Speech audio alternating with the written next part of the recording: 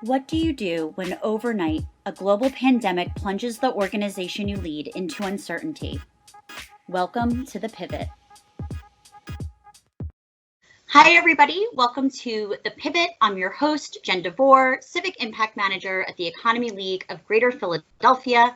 The Economy League is a nonpartisan, nonprofit organization that addresses critical issues facing the Greater Philadelphia region by providing impactful research, connecting diverse leaders, and advancing shared solutions.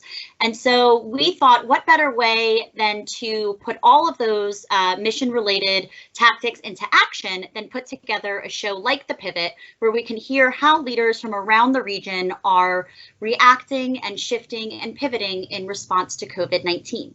I'm very excited to share our guest today, Deb Darkangelo, who's CEO of Council for Relationships. It's a nonprofit organization that has a mission to help people from all walks of life by providing therapy, educating and training clinicians, and advancing the behavioral health field through research, something that's important any day of the year, but certainly important as we're all learning how to deal with this pandemic. And it's really, it's uncharted territory, as we say a lot. So I'm excited to talk to Deb and hear about the work that she and her organization is doing in response to this. So Deb, if you want to turn your camera on and join us.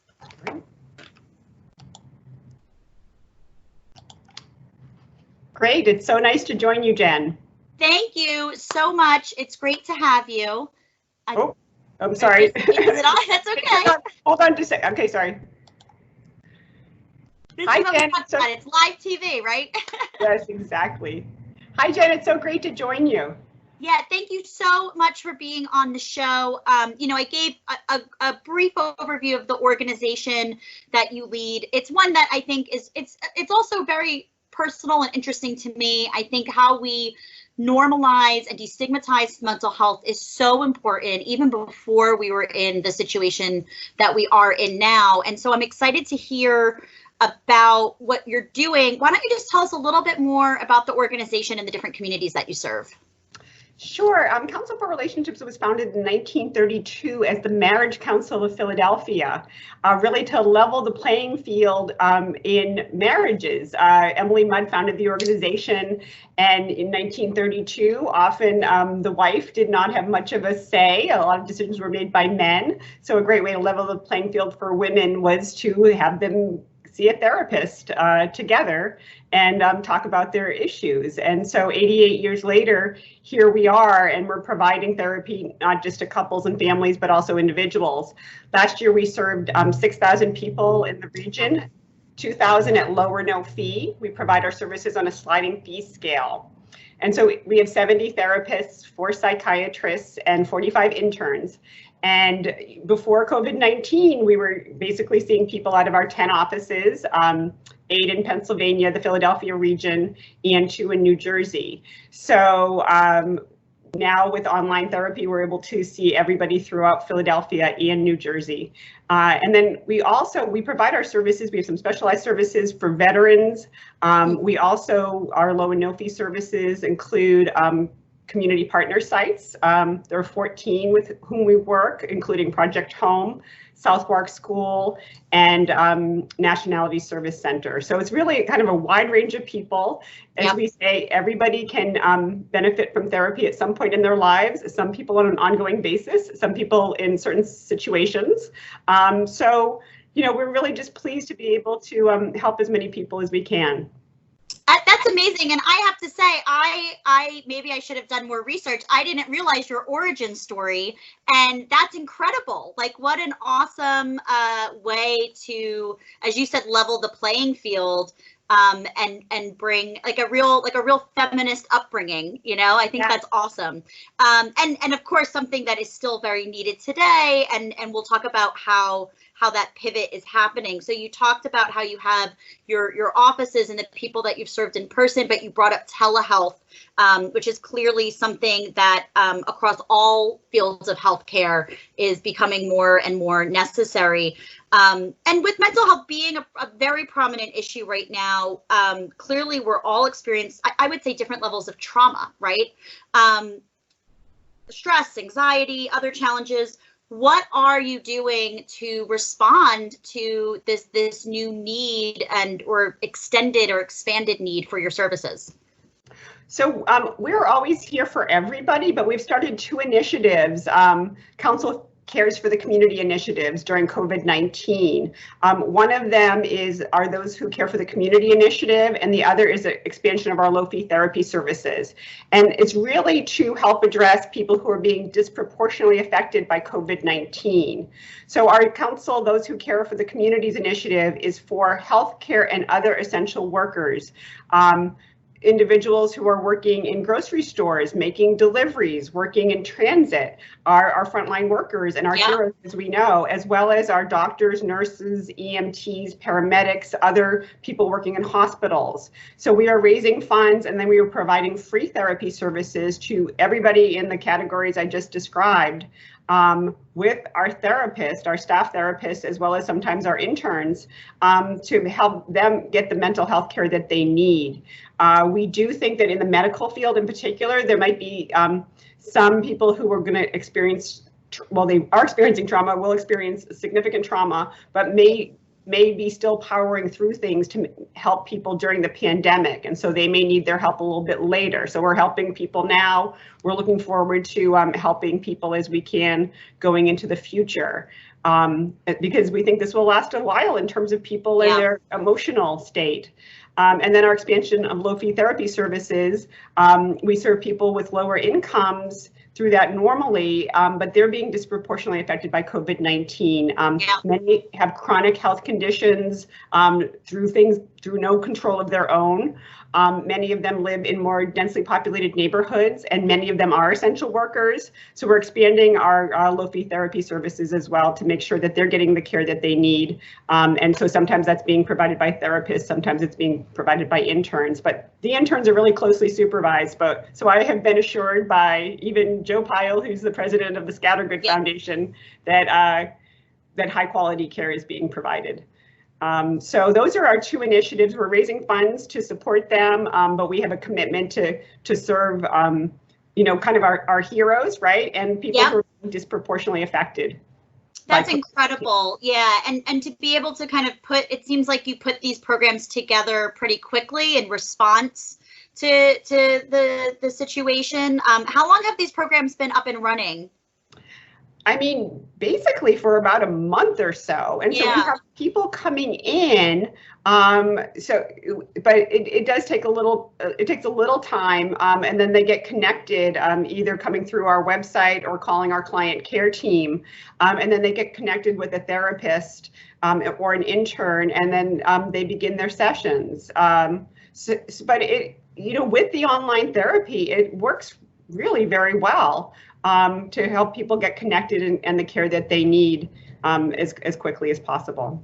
That's great. And I think we talked about this earlier too, but it's not just online, right? It could be through the phone too, which I think is a big deal. We talk so much about how so much is being pushed virtual right now, and not everyone has access to that, especially when you think of the populations that these programs serve. So that's great. It's a great reminder that telehealth is not just your computer, but through your phone too.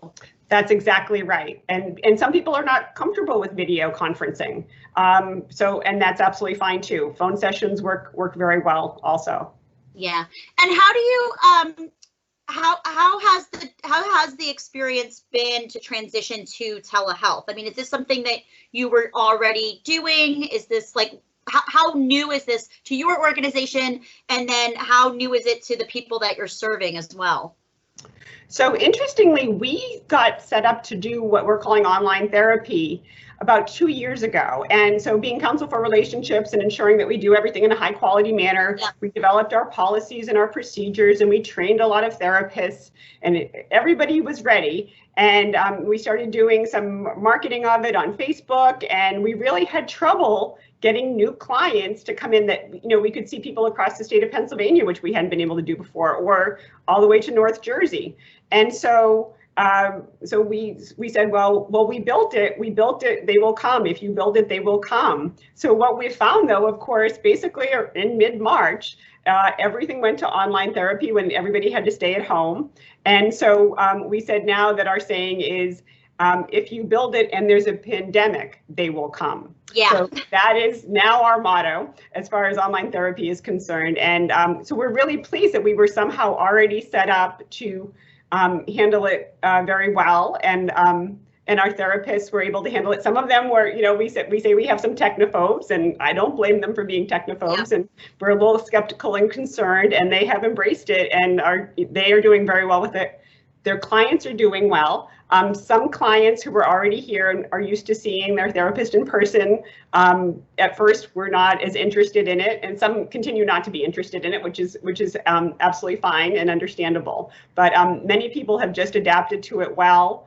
It's very interesting. I hear from some of the therapists that in their work with couples that the dynamic has changed, that the couples seeing the therapist from their home are somewhat different than when they come to the therapist's office. So it's just the impact of the technology is very interesting, I think. Yeah, no, I can only imagine. And I think too, it's like we're all going outside of our comfort zone in so many different ways. And so I think this is just another step to that, right? Is whether you're a technophobe or, that in-person experience is just, in-person experience is just so important in all different walks of life, not just in therapy, but yeah, we're all facing those different challenges. So how have you been promoting these programs? How can people that qualify, whether they're frontline or they're eligible for the low income and sliding scale services, how can they find out more information, and how are you promoting this? Sure. So for the essential workers, our website is counselforrelationships.org.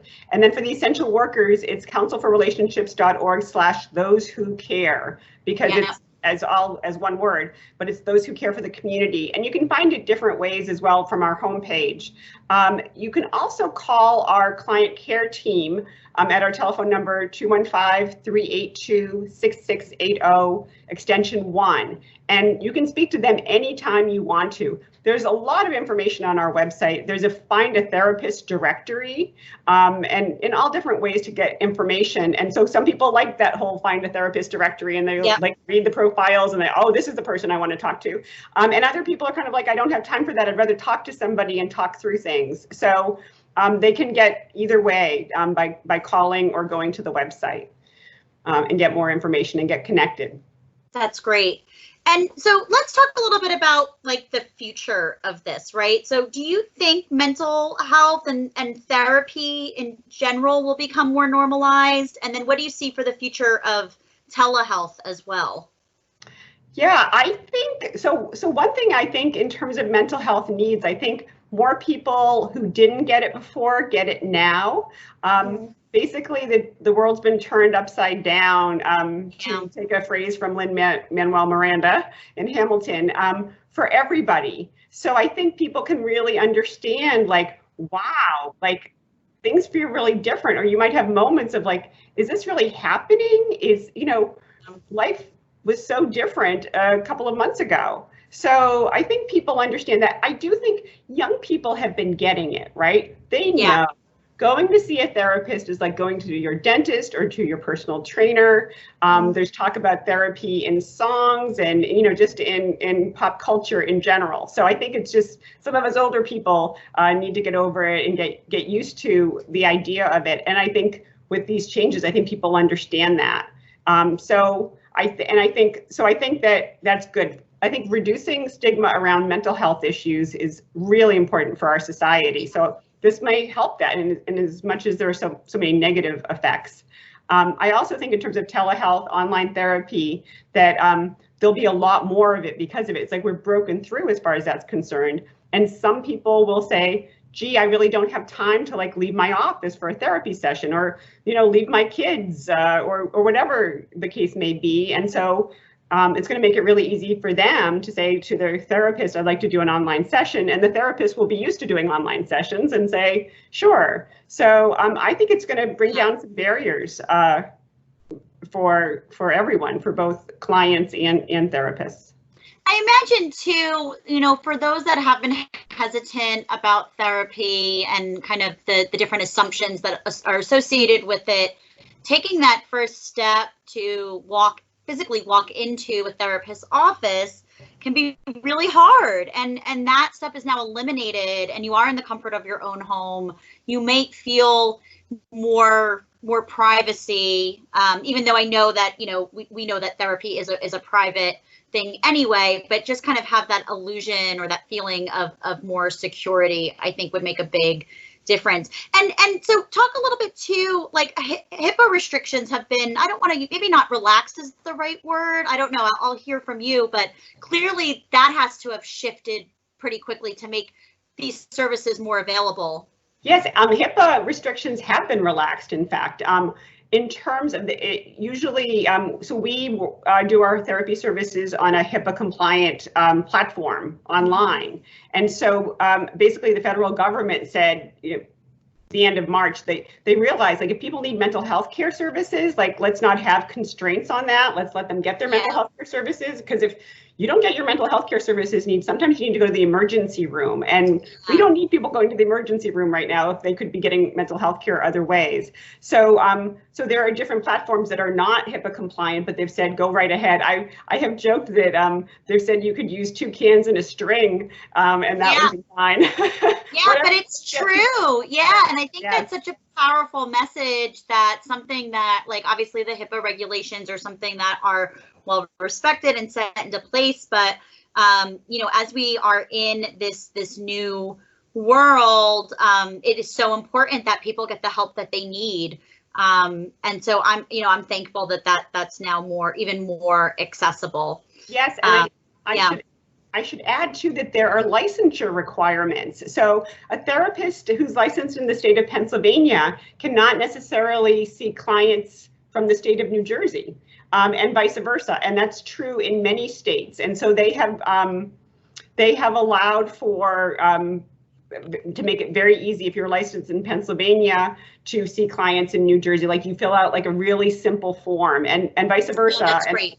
Yeah, and so the reciprocal agreements. And so what we're hoping in the mental health field is that stays after COVID-19, because there are many areas of the country where there are not many mental health care providers, right? But there's great for mental health. And so how do we even that out? And so how do we speak to each other? I mean, so and so we talk about that, like military cultural competency, all different kinds of cultural competencies. I mean, gender, race, ethnic issues. So, but anything that kind of reduces the barriers to people getting the mental health care they need, that's a really good thing, I think, for our industry and for our society. No, I absolutely agree. And I think, like, let's open up the doors and get people the help that they need. I think that's fantastic. So how can, well, I want to ask 2 final questions. One, and I know you said this earlier, but let's repeat it. If viewers at home are interested in seeking therapy or participating in the programs that you mentioned earlier, how can they contact you? So they can contact us at our website, counselforrelationships.org. And if they are an essential worker, healthcare worker, in grocery stores, delivery, transit work, counselforrelationships.org/those-who-care, or calling our client care team at 215-382-6680 extension 1. And if people are interested in supporting the Those Who Care for the Community Fund and these funds, they can go to our website and make a donation, counselforrelationships.org/donate, or they can call or mail, or they can send a carrier pigeon with a check, like however we will come get the money from them. We'll wear a mask and whatever works for them. That was going to be my next question. Yeah, how can people support this effort? And obviously, you know, making contribution is incredibly important. And so that's great that you have many ways to receive that. And then I'm sure, you know, for viewers at home, if you're watching this, you know, to share this information with your networks too, in hopes that, you know, somebody can, you know, that may not, you know, take the initiative to get help can do so. Deb, thank you so much. This was a fantastic interview and such important work. And I hope that, you know, I wish you the best of luck and much success with these programs. And thank you for pivoting in this way to provide more services. Well, it's our great pleasure, and thank you so much in the Economy League very much for all the work that you're all doing to serve our community. We really appreciate it. I think that's great. Thank you. And I'm going to share your contact information right now. Deb Darkangelo, thank you so much for being on the show. And Deb Darkangelo, sorry, I stumbled there for a minute. All good.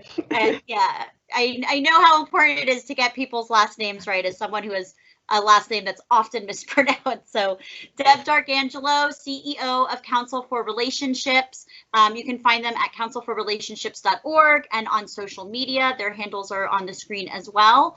And you are watching The Pivot. Thank you so much. I'm your host, Jen DeVore. You can follow the Economy League on Instagram, Facebook, Twitter, and LinkedIn. And then you can also find this episode and more at economyleague.org/thepivot. Thank you so much. Have a great day.